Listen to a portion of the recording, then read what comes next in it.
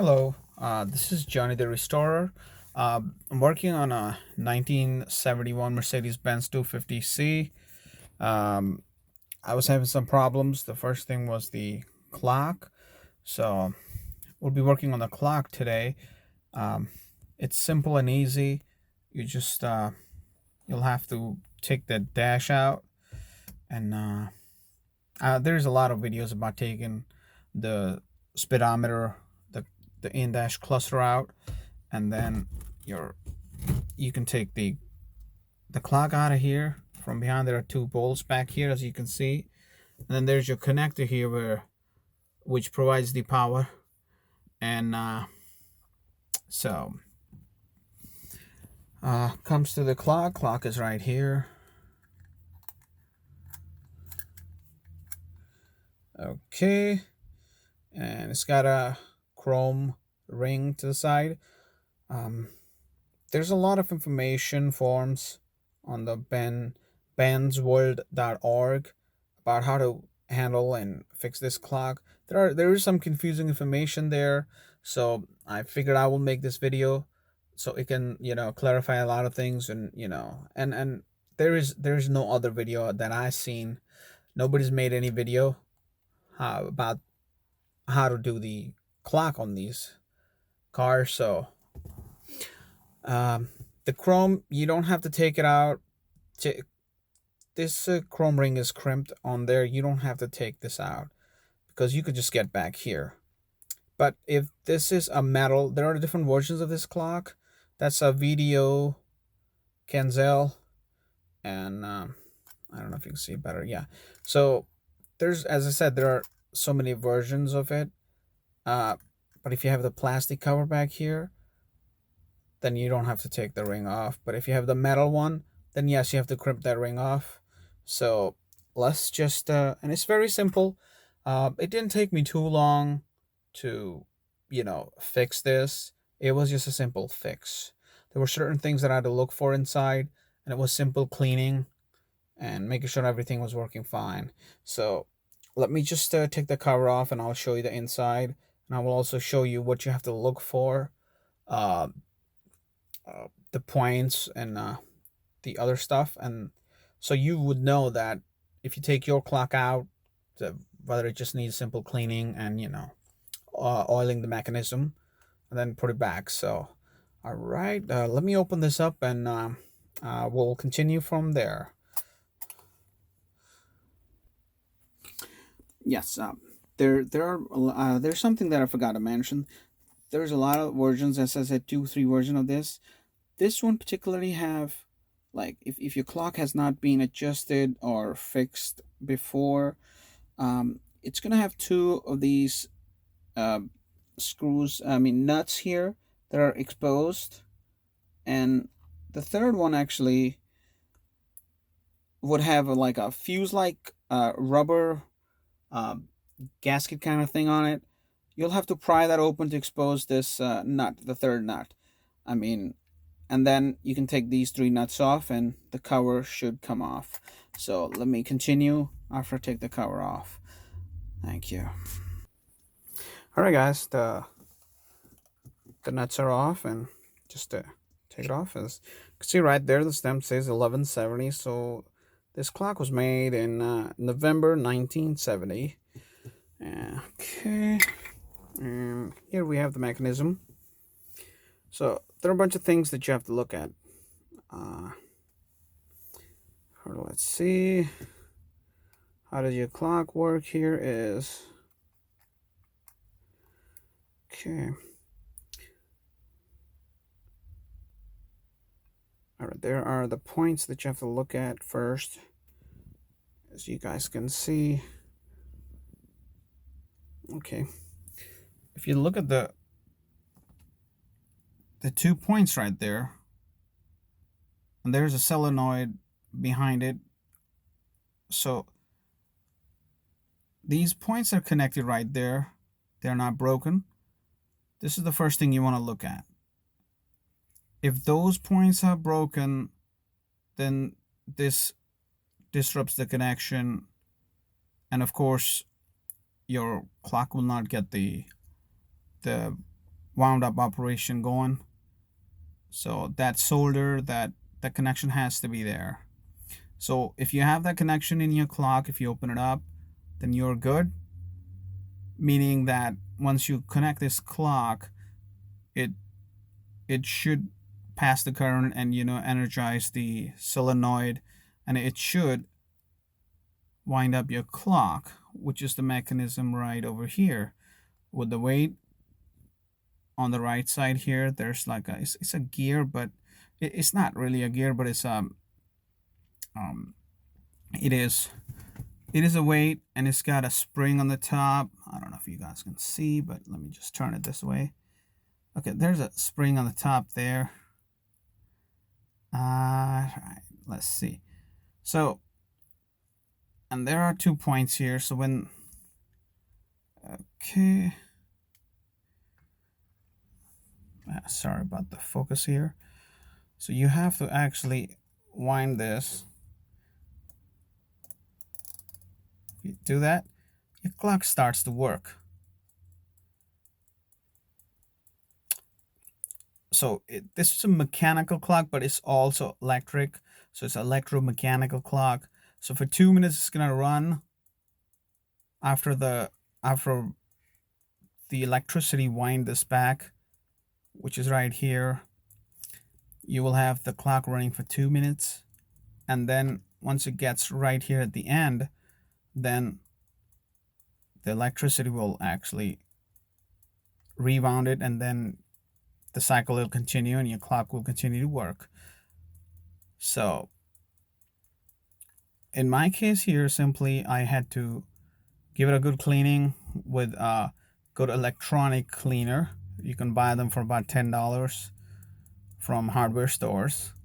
And then there are the pivot points on this clock. Basically these two. For these two gears right there, there are those pivot points at the bottom. You have to oil that.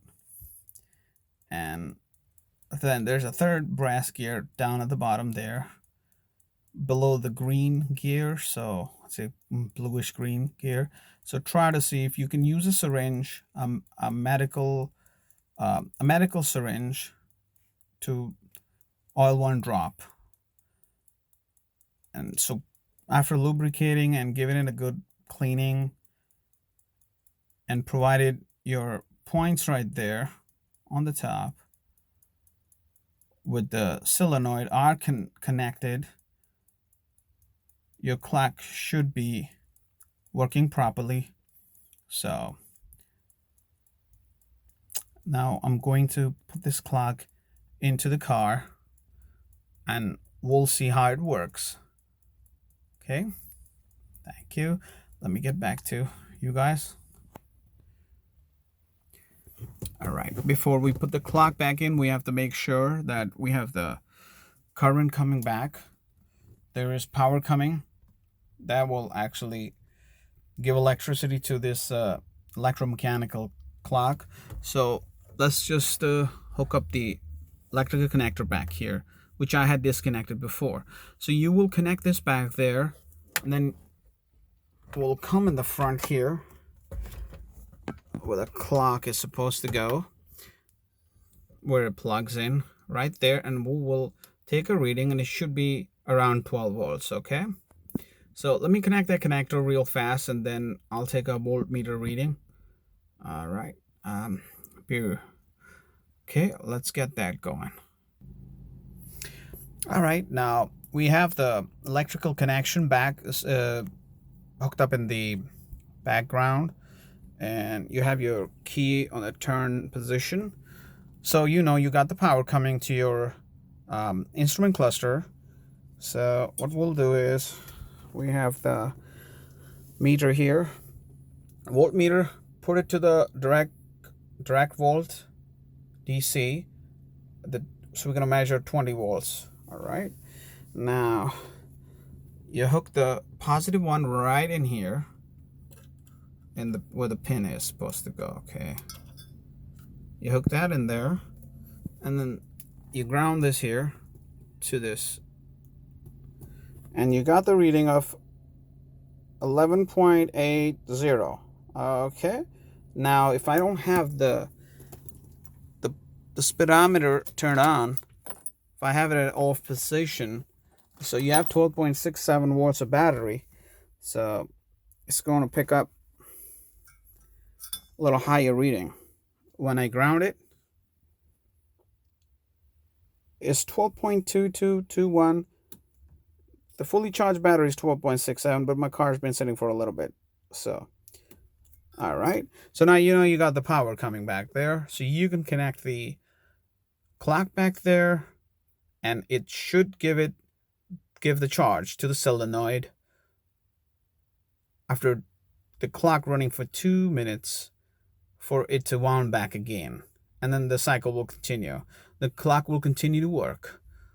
All right. And then, I mean, you can adjust how fast or how slow your clock can work. I mean, after days of observing how it's keeping time, if it's keeping correct time, or is it a little off, or is it slow or fast, then there is right on the clock right here. All right, there is okay, right here in that hole here, there's an adjustment screw there. You can use a small screwdriver, and then you can adjust it to the right or left, and it should make your clock run faster or slower. This is the adjustment. Okay. All right. So let's see. Once again, let's see. Let me make sure my clock is running mechanically okay before I put it in.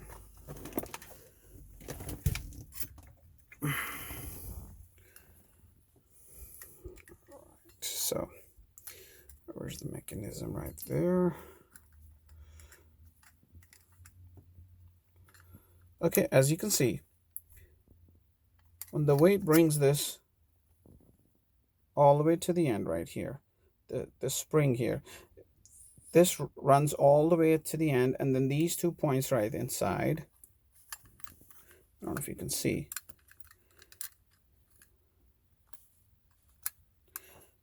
all right, there are 2 points right there,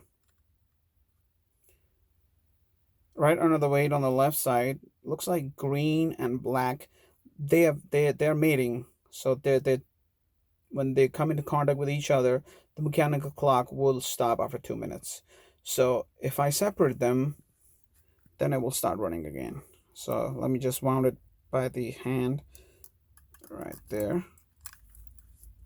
This is just a test that your clock will run mechanically for 2 minutes because it's cleaned and lubed enough. All right, so now it's time to put it into the dash and give it electricity. All right, let me put the cover back on and we'll just put it in. All right. All right, guys.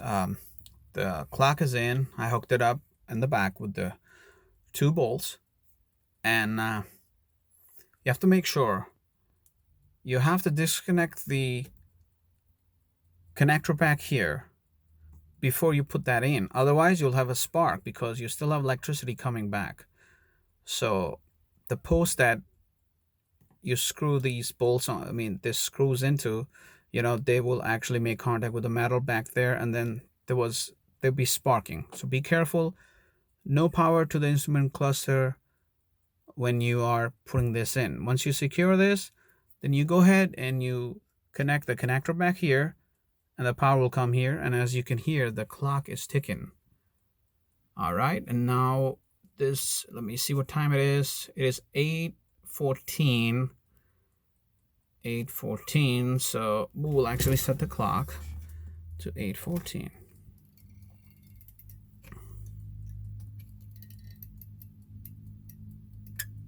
All right. Now, every 2 minutes, it's going to rewind. So, okay. Then you'll hear that sound.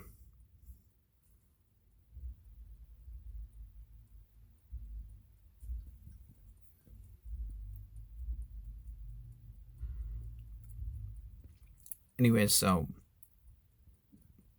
hopefully that video helped you guys out there, because there isn't enough information out there for these older vehicles, especially these old W14, W15, and older vehicles that are handmade.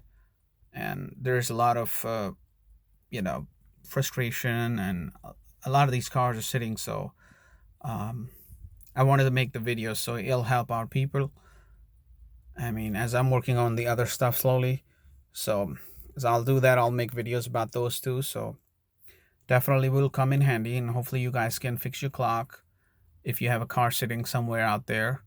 And just for the fun of it, I mean, it's a beautiful mechanical piece, and just have fun with it. So thank you very much for watching, and have a good day.